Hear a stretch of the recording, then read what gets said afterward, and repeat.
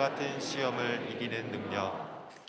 사도행전은 놀랍게도 예수님께서 승천하시기 직전에 제자들에게 명령하신 성령이 너희에게 임하시면 너희가 권능을 받고 예루살렘과 온 유대와 사마리아와 땅끝까지 이르러 내 증인이 되리라 하신 이 말씀이 구체적으로 성취되어 가는 것을 매장마다 보여주고 있습니다. 그래서 사도행전은 이처럼 동심원의 구조를 띠고 있지요. 더욱이 스데반 집사의 순교로 사방으로 흩어졌던 예루살렘 교회 성도들이 이방 땅 베니게와 구브로섬 그리고 수리아 안디옥까지 가서 복음을 전해 결국 이방인 최초의 교회인 안디옥 교회를 세우기까지 합니다. 안디옥 교회는 예루살렘 교회가 극심한 기근에 어려움을 겪는다는 이야기를 듣자 성도들 모두가 십시일반 구제비를 모아 예루살렘 교회에 보내는 아름다운 섬김의 모습을 보이기도 하죠. 이처럼 사도행전 1장에서 우리가 지난 시간까지 보았던 이 11장까지는 이 하나님의 은혜 속에 교회가 건강하게 성장해가는, 확장해가는 모습을 우리들에게 보여주고 있습니다. 자, 이제 우리는 사도행전 12장을 대하고 있는데요, 12장에서 우리는 교회가 또 한 번의 큰 시련을 맞게 되는 것을 목도합니다. 그런데 이 시련이 이전에 교회가 경험했던 시련과는 전혀 다른 차원의 불같은 시험이라는 사실입니다. 그렇다면 과연 초대교회가 직면한 이 불같은 시험이 무엇이며 이 시련을 통해 오늘을 살아가는 우리 성도들에게 말씀하시려는 하나님의 음성이 무엇인지 다 같이 본문으로 들어가 살아계신 하나님의 음성 듣게 되기를 간절히 축원합니다. 첫 번째 따라 하시죠. 더 큰 고난이 찾아올 수 있습니다. 더 큰 고난이 찾아올 수 있습니다. 오늘 본문은 시작과 함께 우리에게 아주 익숙한 한 왕이 등장합니다. 그가 누구이냐? 1절 함께 읽습니다. 시작. 그때에 헤롯 왕이 손을 들어 교회 중에서 몇 사람을 해하려 하여. 여기서의 헤롯은 정확히 헤롯 아그리파 1세를 가리킵니다. 헤롯 아그리파 1세는 헤롯 대왕, 대헤롯의 손자이며 아리스토블루스의 아들입니다.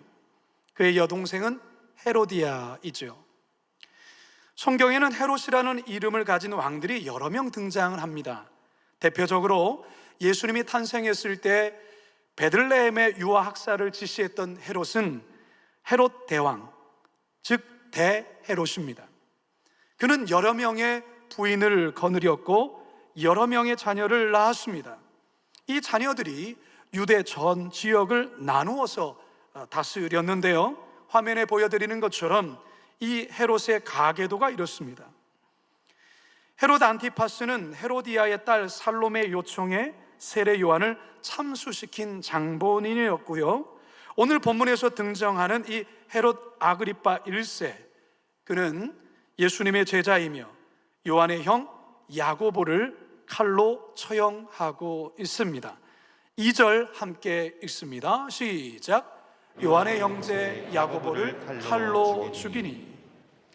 예수님의 12제자 중에 가장 먼저 순교한 제자가 바로 이 야고보입니다. 이 야고보는 헤롯 아그리파 1세에 의해 죽임을 당하고 있습니다. 사도행전에서 이 베드로와 요한이 투옥당한 일이 2번 이전에 나오는데요, 그때마다 야고보가 예루살렘 교회를 이끄는 지도자의 역할을 감당했습니다. 어떤 학자는 베드로와 요한이 옥에 갇힌 밤에 기도하던 모임을 인도한 것도 야고보였다라고 말을 하죠. 이처럼 예루살렘 교회에서 기둥 같은 존재인 야고보가 죽임을 당하게 된 것입니다.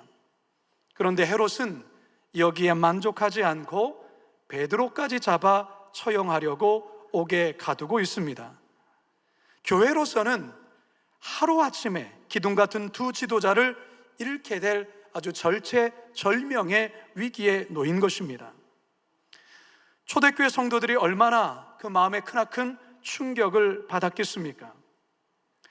사실 지금까지 예루살렘 교회는 나름의 여러 번의 핍박과 시련이 있었습니다.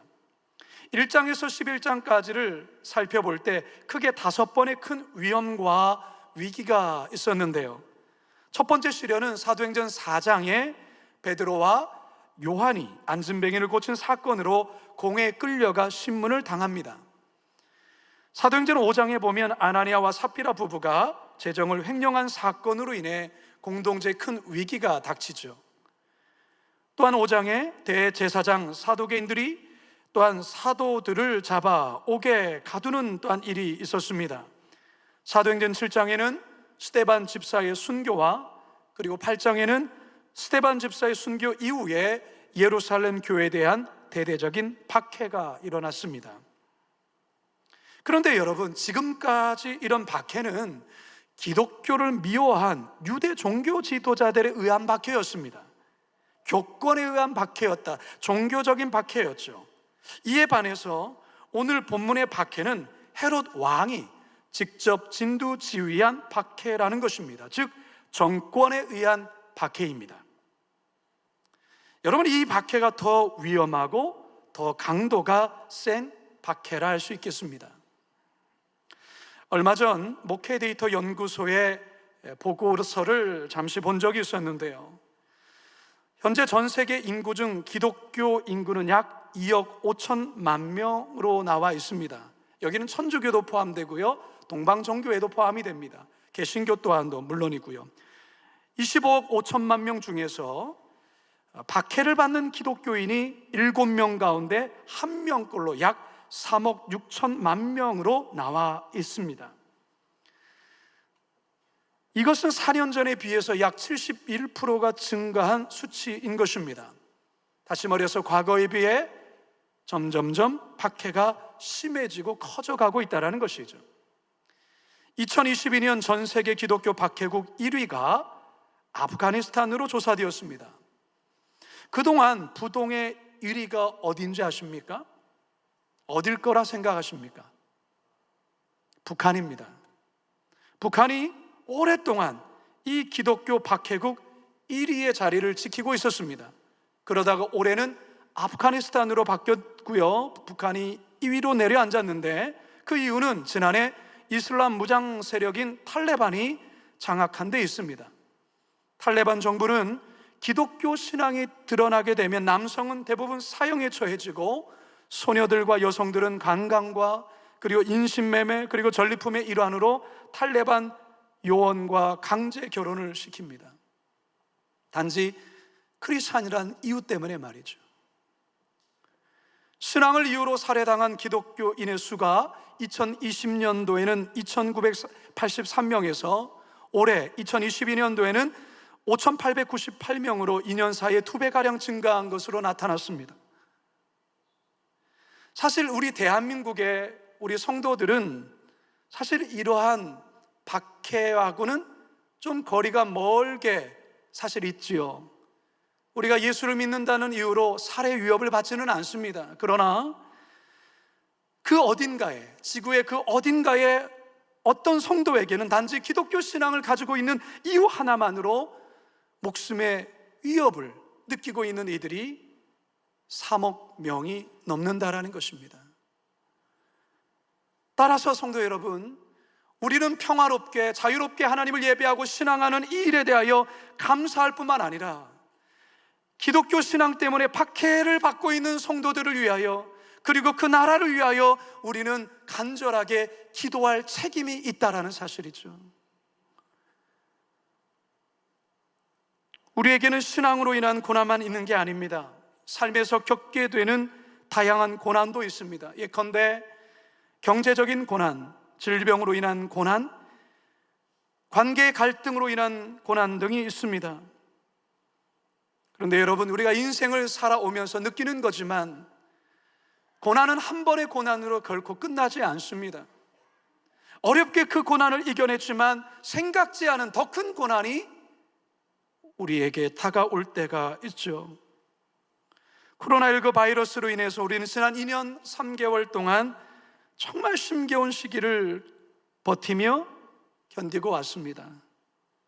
그런데 여러분, 앞으로 어떤 형태의 신종 바이러스가 또다시 발생할지 우리는 아무도 모릅니다. 더욱이 오늘날 기후 변화로 인한 지구의 위기, 지진이나 화산이나 수많은 자연재해로 인한 이 위기가 우리에게 언제 어떻게 닥칠지 우리는 아무도 모른다라는 것이죠.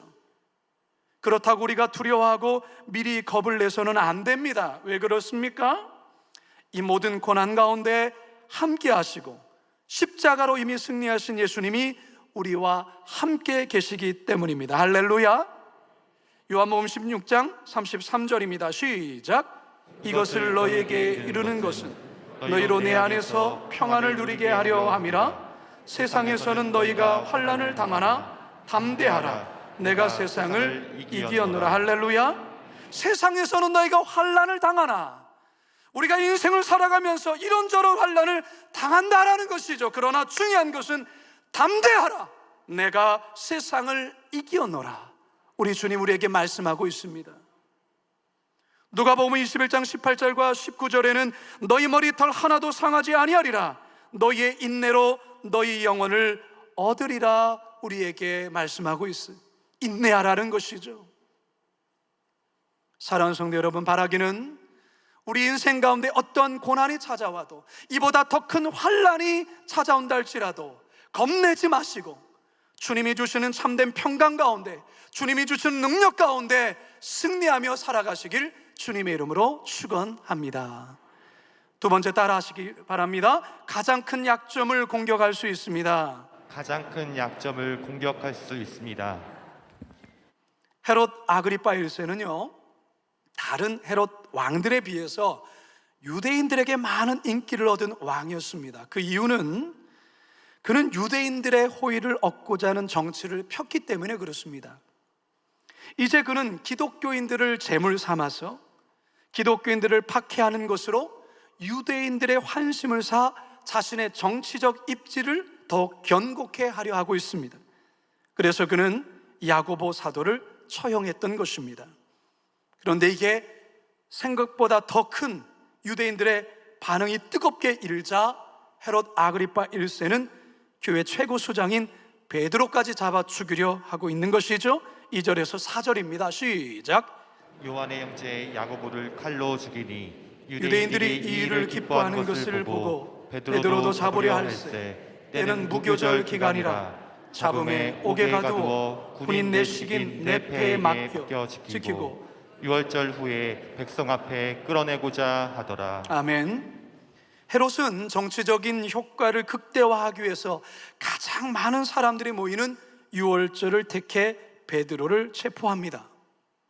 무교절 절기가 시작되는, 즉 유월절 다음 날에 많은 사람들이 보는 가운데 처형하려 했던 것입니다.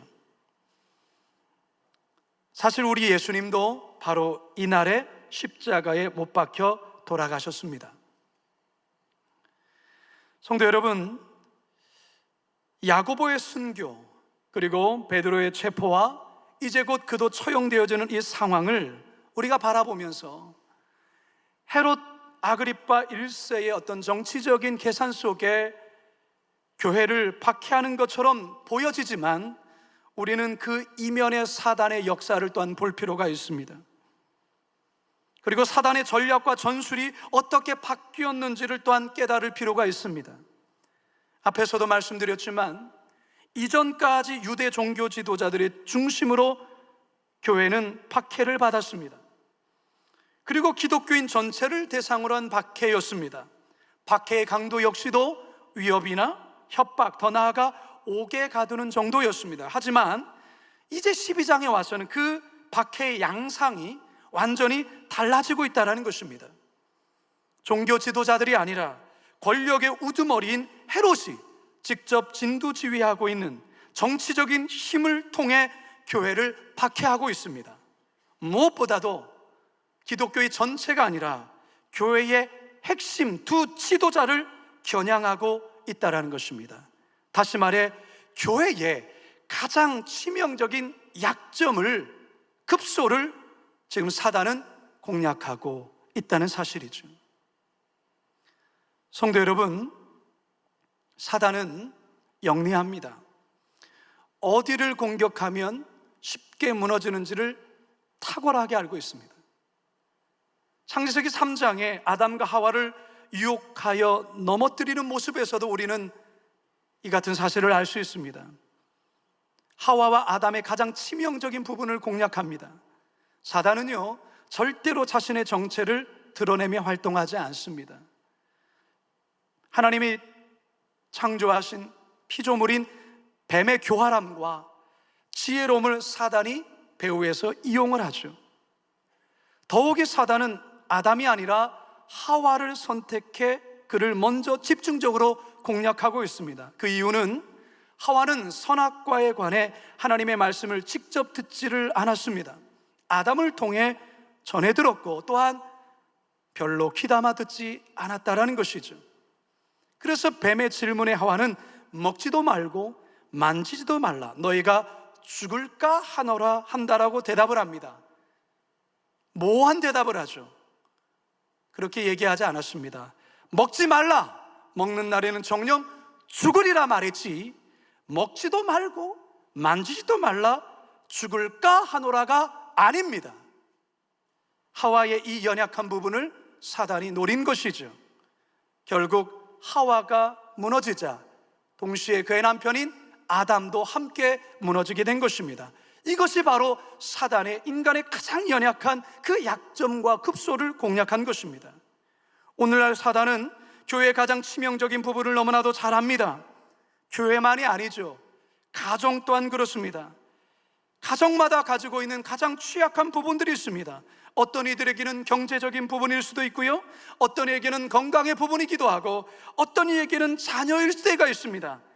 또한 과거의 상처일 때도 있죠. 이 같은 약점을 사단은 너무나도 잘 알고, 그래서 그것을 집중 공략하며 우리를 흔들고 가정을 흔들고 교회를 흔든다는 사실입니다. 그래서 베드로는 자신의 쓴 베드로 전서를 통해 오늘날 성도들에게 이렇게 권면합니다. 베드로전서 5장 8절에서 9절입니다. 시작. 근신하라, 깨어라. 너희 대적마귀가 우는 사자같이 두루 다니며 삼킬 자를 찾나니 너희는 믿음을 굳건하게 하여 그를 대적하라.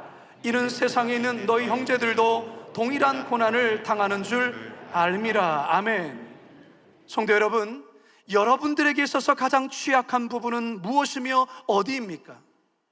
하나님의 은혜를 충만히 받다가도 그 어떤 약점이 건드려지기만 하면 여지없이 무너지는 그 영역과 그 부분이 무엇입니까? 사랑하는 성도 여러분, 불같은 시험을 통해서 우리의 가장 연약한 그 급소를 사단은 오늘도 여러분을 노리고 있다는 것을 기억해야 됩니다. 따라서 불같은 시험을 이기려면 성령으로 항상 무장되어 있어야 합니다. 우는 사자와 같이 삼키려 달려드는 이 사단의 괴계를 말씀으로, 기도로, 십자가의 능력으로 막아내야 된다는 사실입니다. 바르게는 오늘 말씀을 통해서 다시금 뛰어있고 더불어서 말씀과 기도로 십자가의 능력으로 승리하시는 우리 모두가 되기를 주님의 이름으로 축원합니다. 마지막 세 번째 따라 하시겠습니다. 간절한 기도로 이길 수 있습니다. 간절한 기도로 이길 수 있습니다. 예루살렘 교회가 야고보의 순교와 베드로의 체포로 절체절명의 위기에 놓여 있습니다. 정말 교회의 미래가 암담하죠. 이런 암담한 상황에서 예루살렘 교회 성도들은 과연 무엇을 하고 있을까요? 5절 함께 읽습니다. 시작. 이에 베드로는 옥에 갇혔고 교회는 그를 위하여 간절히 하나님께 기도하더라. 뭐 한다고요? 기도하더라. 간절히 하나님께 기도하더라. 교회 모든 성도들이 베드로 사도를 위하여 하나님 앞에 기도하고 있습니다. 각자의 자리에서 기도하고 시간을 정해놓고 기도하고 또한 그들이 함께 모여서 합심해 기도합니다. 12절 하반절입니다. 시작.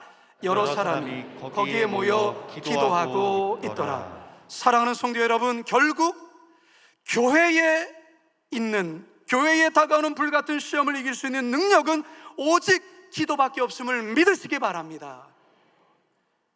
더욱이 여러 사람이 합심하여 기도할 때 하늘의 문이 열리며 하나님의 능력이 그 공동체 가운데 임한다는 사실입니다.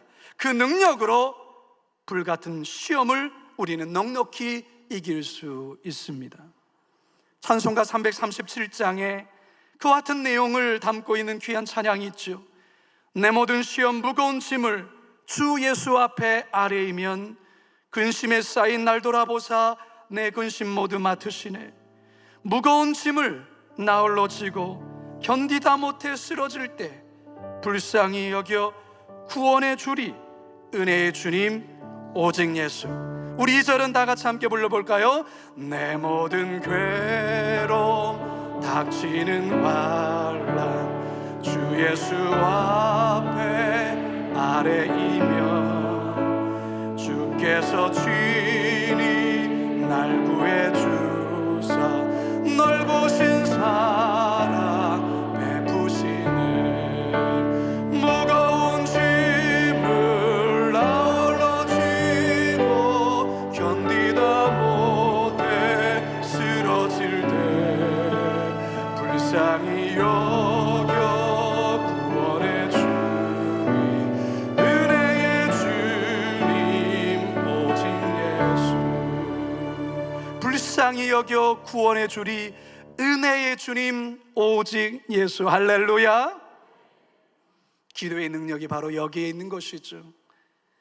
베드로를 향한 중보의 기도 힘이 얼마나 대단한 역사를 이루는지 우리는 이제 6절부터 우리는 보게 될 것입니다. 6절 다 같이 함께 읽습니다. 시작. 헤롯이 잡아내려 하는 그 전날 밤 베드로가 두 군인 틈에서 두 쇠사슬에 매어 누워 자는데 파수꾼들이 문 밖에서 옥을 지키더니, 여러분 베드로가 지금 뭐 하고 있어요? 자고 있어요. 성도들은 지금 뭐 합니까? 기도하고 있어요. 여러분 태평하게 잠을 자고 있는 이 베드로, 여러분 지금 잠잘 때입니까? 아니 잠이 옵니까? 지금 내일이면 야고보가 죽은 것처럼 베드로다 이제 순교를 당하게 될 거예요. 이제 날이 밝으면. 근데 어떻게 이렇게 태연하게 잠을 잘 수 있을까요? 베드로가 얼마나 깊게 자는지 아십니까? 이후에 천사가 와서 옆구리를 쳐서 깨울 정도로 깊게 잠을 자요. 여러분 잠을 잘 주무십니까? 어젯밤에 잘 주무셨어요?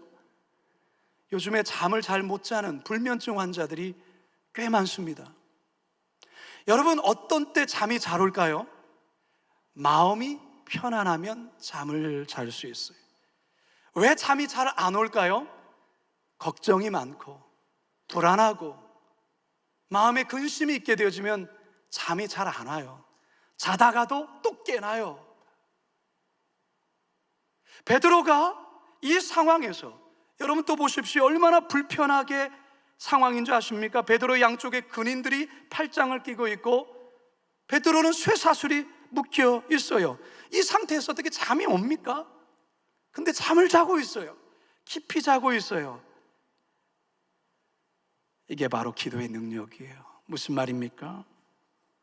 성도들이 베드로를 위해서 기도할 때 베드로의 마음에 하늘로부터 오는 평안이 그 마음 가운데 임한 거예요. 그 마음에 불안함이 있는 게 아니에요. 두려움이 존재하지 않아요. 마음의 평강이 임하니까 자신도 모르게 깊이 잠을 자고 있는 거예요. 깊이 잠을 자고 있어요. 마치 엄마 품에 안긴 젖된 아기와 같이 평안히 잠을 자고 있다는 것입니다. 사랑하는 성도 여러분, 오늘날 많은 이들이 삶의 위기 앞에 밤잠을 설치며 밤을 지새우는 이들이 많아요. 마음에 가득한 걱정, 불안, 근심 때문에 그렇습니다. 바라기는 혹시나 그런 성도들이 이 시간 이 자리 가운데 혹시 있다고 한다면 오늘의 말씀을 통하여 여러분 가운데 주님의 평안 속에 깊은 잠이 임할 수 있기를 주님의 이름으로 축원합니다. 단 예배 시간에 자면 안 됩니다. 집에 가서 주무시라 그 말이. 그걸 거꾸로 적용하시는 분들이 있어요. 집에서는 안 자고 예배 때는 조시는 뭐 그래도 괜찮습니다. 주에 집에 오니까 평안해서 잠을 자는 것 아니겠습니까? 이해합니다. 이게 바로 중보기도의 힘이라는 것이죠. 기도할 때 하나님께서 우리에게 평안을 주십니다. 근심이 사라지고 불안이 떠나게 되는 것입니다. 더 놀라운 기도의 역사가 이어서 벌어집니다. 천사가 찾아와서 베드로를 감옥에서 밖으로 꺼내고 있는데요, 병사들은 계속해서 깊은 잠에 취해 코를 골며 잠을 자고 있어요. 베드로를 묶고 있는 쇠사슬이 저절로 벗겨집니다.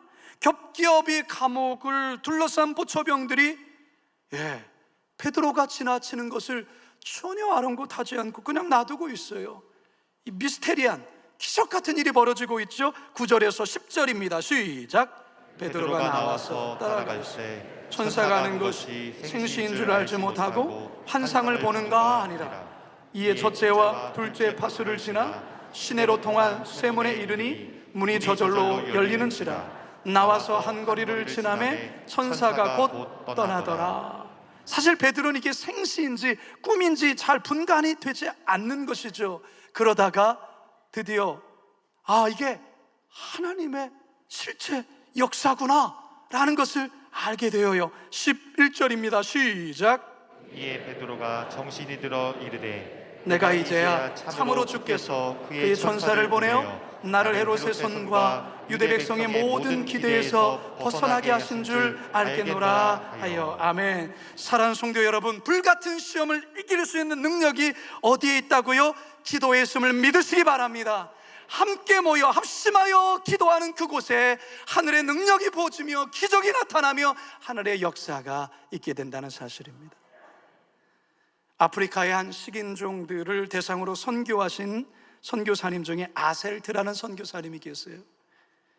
그분이 선교 활동을 하는 중에 이 식인종, 아프리카 식인종들이 여러 번 이 아셀트 선교사님들이 기거하고 있는 그곳에 밤에 몰래 찾아와서 이 선교사님을 납치해서 그리고 잡아먹으려고 여러 번 시도를 했습니다. 그런데 밤에 이 집 앞에 이렇게 다가서면 대문 앞에서 창과 칼을 들고 있는 건장한 여러 명의 사람들이 포초를 쓰는 거예요. 낮에는 아무도 없는데 밤에만 가면 꼭 그들이 또 지키고 있어요. 그래서 무서워 떨다가 그냥 가고 그 다음에 왔다가 또 그냥 돌아가고 여러 번 실패하면서 이 식인종들이 이 선교사님은 신이 보낸 분 맞다라고 생각하면서 이제 선교사님의 말씀을 듣고 복음을 받아들이게 됩니다. 어느 날 이 한 식인종, 이 변화된 이 성도가 선교사님께 이렇게 물어요. 선교사님, 우리가 선교사님을 사실 해치려고 선교사님 댁에 가기만 하면 아주 키가 크고 이 건장한 사람들이 창과 칼을 들고 지키던데 그 사람들 다 어디에 가 있습니까? 누굽니까? 이 얘기를 하는 거예요. 그래서 선교사님, 그런 사람 없는데요? 저 혼자만 있는데요? 라고 말하는 거예요. 선교사님 거짓말 하시네. 우리가 계속 봤다니까요. 그래서 제가 선교사님을 이렇게 해하지를 못했던 거예요. 그 사람들 어디에 갔습니까? 그분 누굽니까? 이 말하니까 순간 선교사님이 마음에 하나님이 보낸 천사들이었구나 라고 깨닫게 된 거예요. 이후에 열심히 복음 사역하면서 그 식인종의 마을의 사람들을 다 복음으로 변화시키고 이 마을을 주님께로 인도하게 되어졌는데요. 이제 안식년을 맞아서 본국으로 돌아와서 선교 보고를 할 때에 이 내용을 간증하게 됩니다. 예배가 끝났는데 어떤 집사님들과 또 권사님이 선교사님에게 찾아와서 이렇게 말하는 게, 선교사님, 저희는 선교사님 위해서 밤마다 선교사님의 안전과 보호를 위해서 하루도 빠짐없이 기도를 했습니다. 이 말씀을 하시자 선교사님이 깨닫게 된 것은 이들의 기도로 하나님께서 천사를 보내주셨던 것이구나 라는 것을 깨닫게 되었다라는 것입니다. 사랑하는 성도 여러분, 여러분들을 위해서 여러분들이 기도해 줘야 될 거 있습니다. 저를 비롯해서 우리 목회자들을 위해서 여러분 꼭 기도해 주십시오. 감사한 것은 이제 코로나가 이제 지나는 가운데에 여러분, 우리가 이 예배하는 이 시간에 지하의 두 손 모아에서는 많은 분들이 이 예배를 위해서 기도하고 있다는 사실입니다. 저는요, 가끔 지친 마음으로 이 자리에 올라올 때가 있습니다. 그런데 어느 순간 다시금 새 힘이 일어나는 것을 느낄 때에 나를 위해서 지금 밑에서 중보기도 하고 있구나 라는 것을 순간순간 느끼고 있습니다. 여러분, 사단의 타겟은 여러분도 있지만 더 크게 노리는 것은 저희입니다. 우리 목회자들이 베드로와 야고보를 노리는 것처럼 교회의 지도자들을 사단 마귀는 공략하려고 한다는 것이죠. 따라서 여러분 기도해 주셔야 합니다. 물론 기도하고 있는 줄 압니다. 더 많이 기도해 주시고 선교사님들을 위해서, 특별히 영적인 지도자를 위해서 여러분 기도해 주셔야 합니다. 이제 저는 말씀을 마치려 하는데요, 여러분 살다 보면 감당하기조차 쉽지 않은 시험 만날 때 있죠. 조금 뭔가 좋아지는 것 같다가 오히려 더 큰 시험이 이어서 찾아올 때 있습니다. 때론 건강이, 때론 물질이, 때론 어떤 관계가 그럴 수 있습니다. 오늘 예루살렘 교회가 그러고 있습니다. 하지만 초대교회 성도들 이 같은 상황 앞에 낙심하지 않습니다. 그들은 오히려 합심하여 간절히 기도하고 있습니다. 이 기도로 불같은 시험을 막아내고 있다는 것입니다. 성도 여러분, 혹시 어려움에 처해 있습니까? 불같은 시험을 만나셨습니까? 그렇다면 기도의 자리로 나오시기 바랍니다.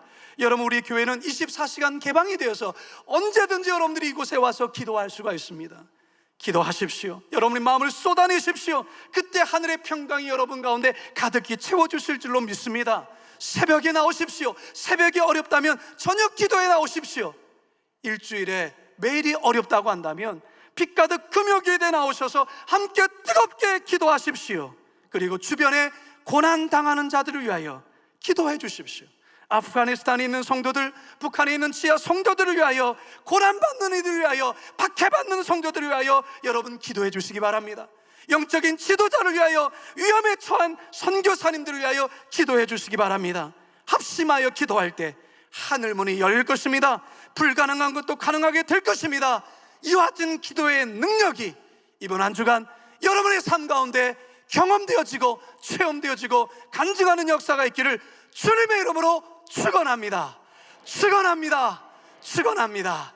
우리 시간 말씀을 기억하며 함께 결단의 찬양 함께 고백하도록 하겠습니다. 기도를 멈추지 마라. 기도를 멈추지 마라. 눈앞의 상황이 마음을 또 원망치 마라. 원망치 마라. 너의 입을 지키라. 저들은, 악한 원수는 너의 입을 마음을 뺏기지 마라. 마음을 뺏기지 마라. 내가 널 보지 않는단 소리에 너의 모든 게, 모든 것이 불리해도 너는 기도를 너 기도를 멈추지 마라. 내가 너의 그 모든 상황을 바로 역전시키리. 너 기도를 멈추지 마라. 내가 잠시도 쉬지 않고 모든 걸 지켜보고 있으니 너 기도를 멈추지 마라. 내가 너의 그 모든 상황을 바로 역전시키리. 기도를 멈추지 마라. 내가 잠시도 쉬지 않고 모든 걸 지켜보고 있으니 바로 역전되리라. 우리 시간, 우리 잠시 함께 기도할 때 하나님 기도하겠습니다. 지금 나의 상황이 이전보다 더 좋지 아니하지만 불같은 시험이 있지만 기도하겠습니다. 하나님 아버지, 전 세계적으로 핍박받고 고난받는 성도들을 위하여 기도하겠습니다. 영적인 지도자를 위하여 기도하겠습니다. 교회를 위하여 기도하겠습니다. 우리 주여 한 번 부르짖고 함께 기도합니다. 주여 아버지 하나님, 오늘 하나님께서 우리에게 귀한 말씀을 통하여 도전하여 주시고 우리에게 아버지 하나님 아버지 말씀으로 아버지 하나님 아버지 도전하여 주시니 감사합니다. 살아계신 아버지 하나님, 초대교회 불같은 시험을 성도들이 함께 기도하여 확심하여 아버지 기도를 기도하는 것처럼 지원의 교회가 아버지 하나님이 없는 시대 속에 기도함으로 아버지 기도하여 주여 도와주십시오. 주여 함께하여 주십시오. 주님 도와주십시오. 살아계신 아버지 하나님, 불같은 시험이 예루살렘 교회에 닥쳤지만 그들은 흔들리지 않았습니다. 그들은 겁내지 않았습니다. 하나님, 그들은 하나님 앞에 합심하여 기도하였습니다. 하나님 아버지, 우리에게도 이와 같은 불같은 시험이 있습니까? 모양과 성격은 다르지만 우리의 상황 속에 고통과 아픔이 있다고 한다면 주여 기도하게 하여 주시옵소서. 먼저는 우리의 마음의 평안으로 하나님 도와주시옵소서. 우리의 상황을 뛰어넘는 평강의 마음이 우리 모두에게 부어지게 하여 주시옵소서. 하나님 아버지, 우리 성도들에게 밤잠을 자지 못하는 성도들에게 잠을 허락하여 주시고 평안을 허락하여 주시고 상황을 역전시키는 능력을 우리에게 허락하여 주시옵소서. 교회 지도자를 위해 기도하게 하시고 고난받는 교회와 선교사님들을 위하여 기도하는 우리 모든 성도들 되게 하여 주시옵소서. 역전시키는 하나님의 놀라운 역사를 이 한 주간 맛보며 경험하는 이 한 주간이 되게 하여 주옵소서. 예수님의 이름으로 기도드리옵나이다.